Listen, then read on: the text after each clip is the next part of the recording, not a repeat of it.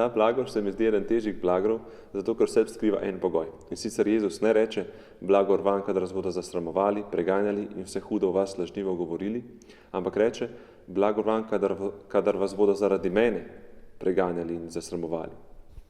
In tukaj je vprašanje, kdaj res zaradi Jezusa trpimo, pa smo preganjali, pa smo zasramovani. In ne zaradi svojih napak, zaradi svojega greha, zaradi napačnega načina in pristopa, zaradi karakterja. In mislim, da je en kriterij dober notranje veselje.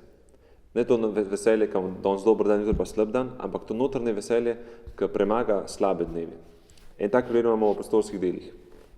Ko so Judje poklicali apostole in jih dali pretepsti in jim zabičali, da ne smejo govoriti v Jezusovem imenu, so jih na to izpustili. In apostoli so zapustili veliki zbor veseli, da so bili vredni trpeti zasramovani zaradi Jezusovega imena.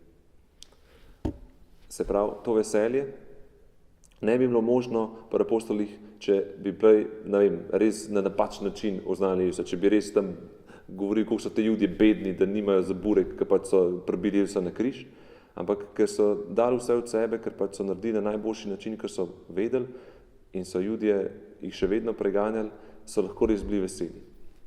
In zdaj dva povabila. Prvo povabilo je, da vas povabim, da bi res molili za preganjane kristjane po svetu, ki so zares preganjani, ne samo za sramovanje, ampak ki jim gre za življenje.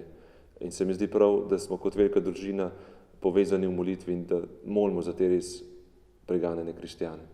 In drugo povabilo, dajte v komentar en dober link, poudarek na dober, če ga imate, če imate kakšno lepo pričevanje sodobno, ki preganjajo kristjane, da nam bo vsem nam, ki smo v Evropi, ki smo v tem zahodnem svetu, ki ne poznamo toliko tega, v dobro spodbudo in se bomo o tem lahko vsi obogatili.